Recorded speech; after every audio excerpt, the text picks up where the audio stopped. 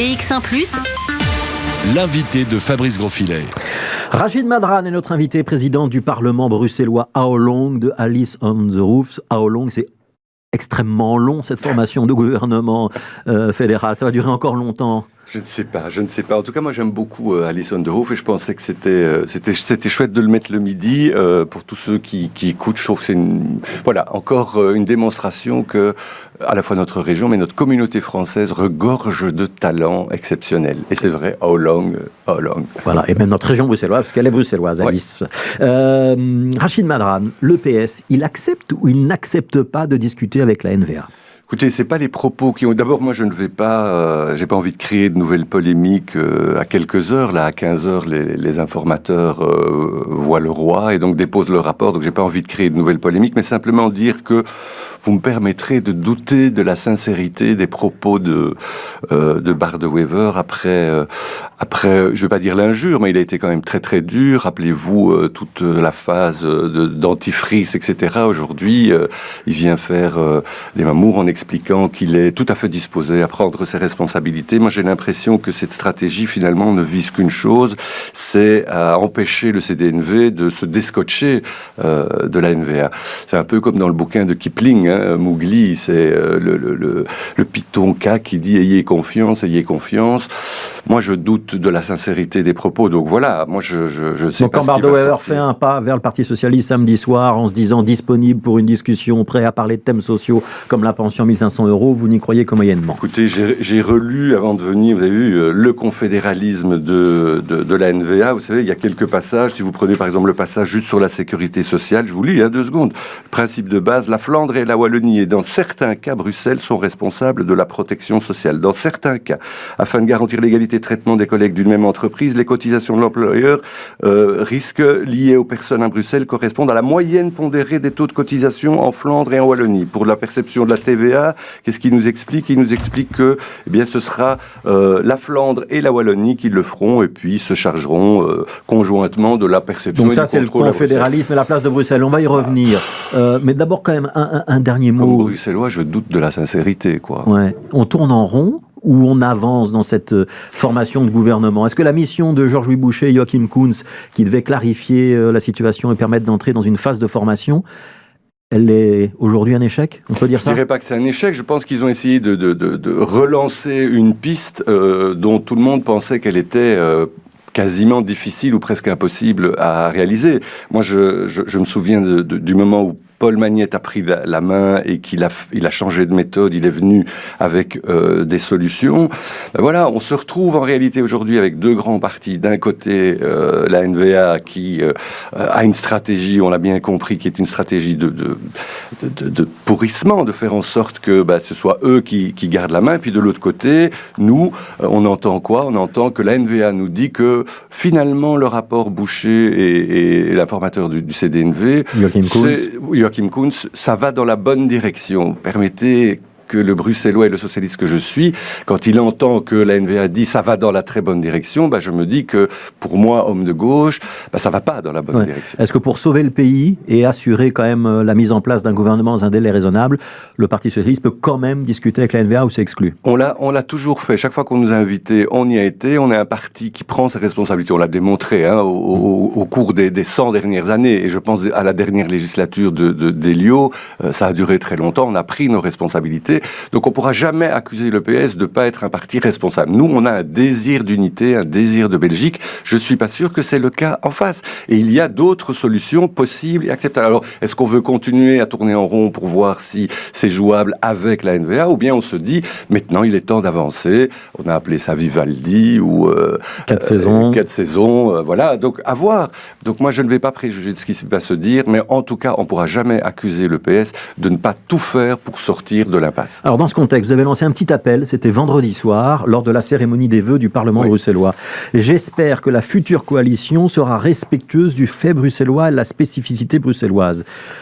Vous dites ça parce que vous pensez qu'il y a un risque ? C'est une piqûre de rappel parce que j'entends que d'aucuns veulent encore une réforme de l'État, que certains remettent en question le rôle et le statut de Bruxelles. Et comme président du Parlement, je voulais rappeler que les Bruxellois ne sont pas des citoyens de second rang.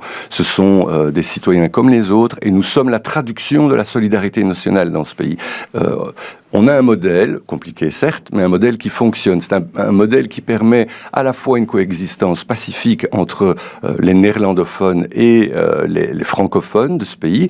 Et en même temps, c'est un modèle qui a démontré que malgré les difficultés, malgré la sociologie, malgré le fait qu'on a des minorités, eh bien tout le monde peut se faire entendre et tout le monde peut se faire respecter. Il y a vraiment des gens qui remettent ça en cause aujourd'hui dans le cadre des négociations ? Je viens de vous dire que la NVA, par exemple, si vous lisez son manifeste, ils ont bien l'intention de démontrer que Bruxelles doit être modifié. Il y en a qui parlent encore de co-gestion de Bruxelles. Quand on parle de co-gestion, ça veut dire que nous ne sommes pas maîtres de notre propre destin. Cette réforme de l'État et l'éventuelle avancée vers le confédéralisme, c'est pas pour tout de suite, c'est pour 2024, a priori, disent les partis flamands. C'est vrai, mais il y a eu des modifications, notamment lors de la dernière réforme de l'État. On a parlé, rappelez-vous, de la communauté métropolitaine. Oui. Il faut qu'on travaille avec les deux autres régions, c'est important pour nos concitoyens. Parlons de la mobilité, par exemple. C'est très, très important. Donc elle n'est toujours pas là, la communauté métropolitaine. Donc j'ai demandé qu'on l'active. Vous avez des contacts avec le président du Parlement flamand ou le président du Parlement wallon ou la présidente du Parlement flamand NVA, j'en ai jamais eu.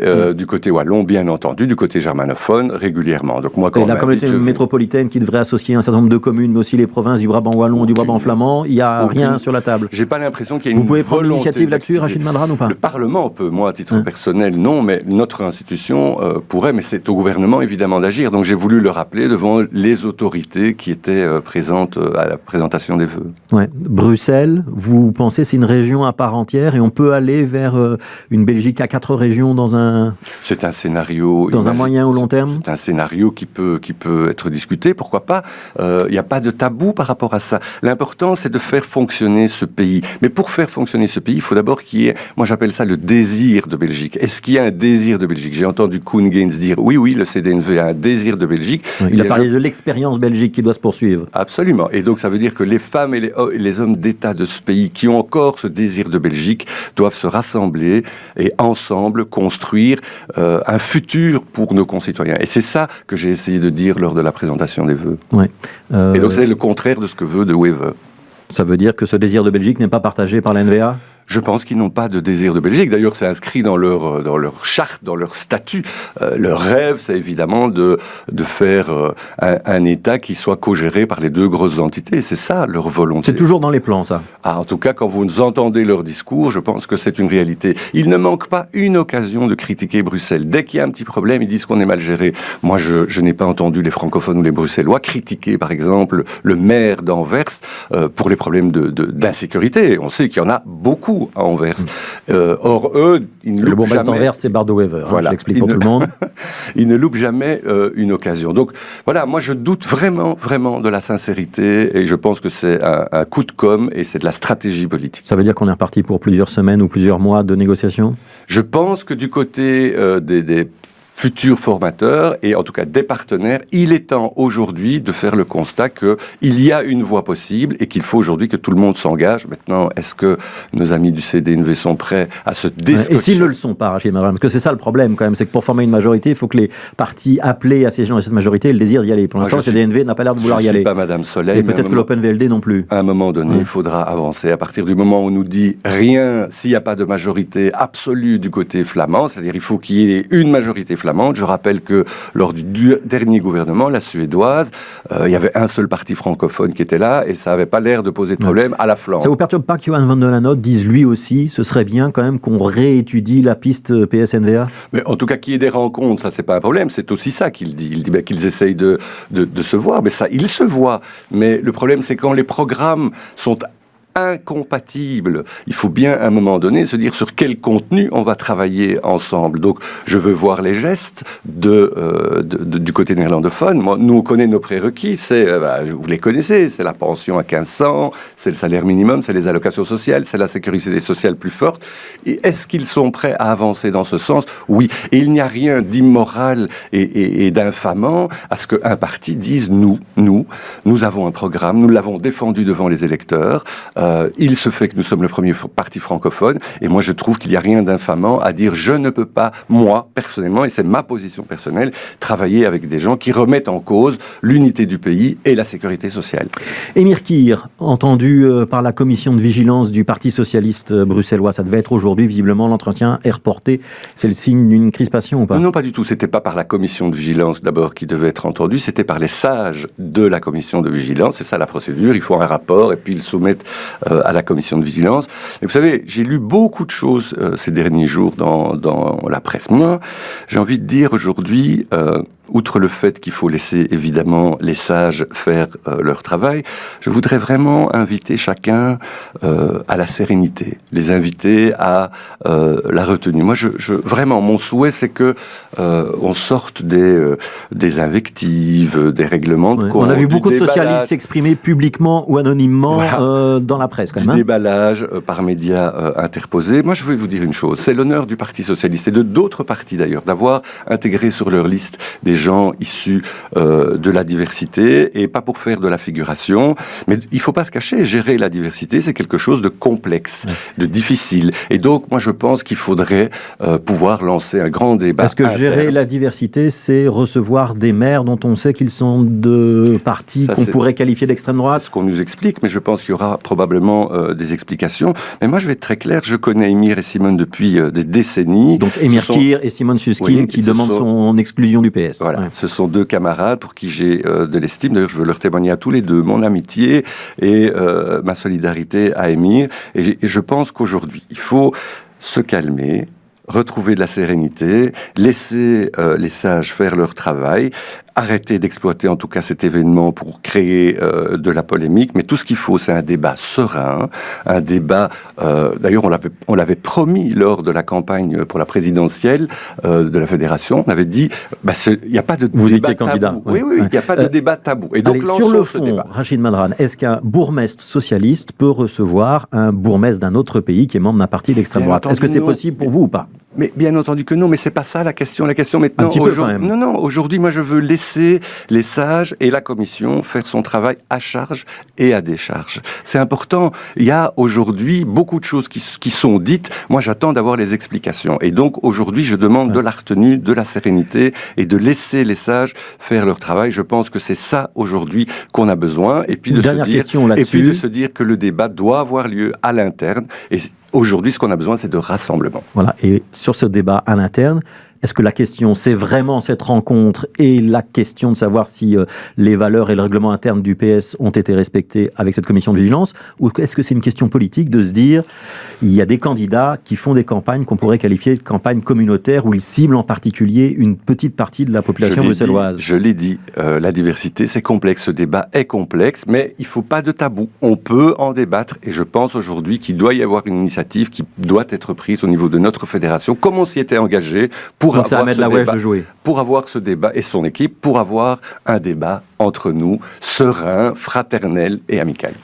BX1+, l'invité de Fabrice Grosfilet. Mais avant d'aborder tout ça, on retrouve Rachid Madran. Je voudrais juste vous interroger sur ces enveloppes de poudre qui arrivent dans un certain nombre de ministères et d'administrations. Vous êtes inquiet au Parlement bruxellois ? Vous avez été épargné jusqu'à présent, hein ? Écoutez, pour le moment, on a été épargné, mais bon, voilà, ça dénote en tout cas du climat ambiant et de la méfiance à l'égard des institutions. Il y a des instructions, des consignes qui ont été données, il y a une procédure ? À ce stade, non, mais on est évidemment toujours vigilant, et donc voilà, moi j'exprime toute ma sympathie à l'égard des collègues qui ont reçu ça. Oui. Le Parlement bruxellois, ça reste une maison ouverte où on rentre très facilement, ou il y a des mesures de sécurité ? Il y a évidemment des mesures de sécurité, mais c'est toujours un équilibre à trouver entre justement la sécurité du bâtiment, parce qu'on a des écoles qui viennent, on a des visiteurs, etc. Entre la sécurité du bâtiment, du personnel, et puis faire en sorte que ça ne devienne pas un bunker. C'est d'abord et avant tout, moi je l'appelle la maison du peuple bruxellois, et je veux que ça reste. Je veux pas que qu'on soit dans oui, dans une forteresse. C'est pas du tout l'objectif. Et quand on parle de participation, l'idée c'est bien de s'ouvrir à nos concitoyens. Alors, c'est leur maison. Un des grands enjeux de 2020 au Parlement bruxellois, en tout cas pour le président que vous êtes, ce sera l'installation de ces fameuses commissions mixtes avec des parlementaires, les différentes commissions urbanisme, budget, etc.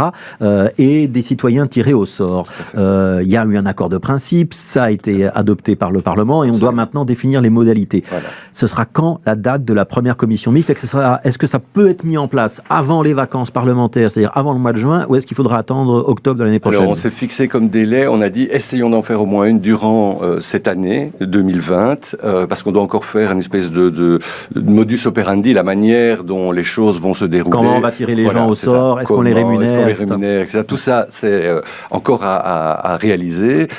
C'est déjà introduit dans le règlement du Parlement, mais on a une demande de pétition, 5000 personnes qui ont signé une pétition sur le CETA. Je vous en avais parlé d'ailleurs en primeur ici. Donc le CETA, c'est un accord de libre-échange entre l'Europe et les pays d'Amérique. Exactement. Et donc je l'ai fait inscrire au bureau élargi. Mais ça, ce sera avec l'ancien règlement. Avec l'ancien nombre. Oui, c'est ça. L'ancien règlement, c'était 5000. Maintenant, on l'a limité à 1000. Mais je pense qu'on aura l'occasion d'en faire une cette année, j'espère, avant la fin de l'année.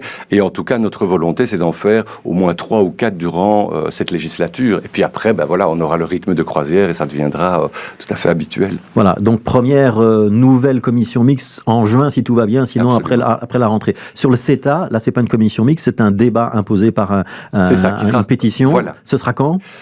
Écoutez, ça passe au bureau élargi le prochain qui arrive, donc ça sera renvoyé dans la commission et puis ils le fixeront à l'agenda. Donc c'est, à mon avis, dans les 2-3 mois qui viennent. Que demandent les signataires? Qu'on ne ratifie pas le CETA? C'est ça. Et donc il y aura un débat des membres de la commission. Les auteurs de la pétition viendront se faire entendre, exprimeront leur point de vue, débat, vote, etc. en commission. L'important, c'est que les citoyens puissent se faire entendre. C'est bien ça la volonté en ouvrant le droit de pétition. Et ça veut dire que le Parlement bruxellois pourrait décider de ne pas ratifier le CETA? Je ne vais pas préjuger de ce que diront les députés, je ne peux pas en tant que président, mais en tout cas, voilà, c'est une des possibilités. Une dernière question, vous avez upgradé une commission d'avis en réelle commission parlementaire sur l'égalité, notamment le droit des femmes. Très important. Ça va devenir effectif quand? Écoutez, ça a été décidé également au Parlement. On a désigné la présidente. C'est adopté en séance plénière du Parlement. Margot Deré, la présidente. La prochaine réunion de cette commission, ce sera Margot Deré qui sera la présidente.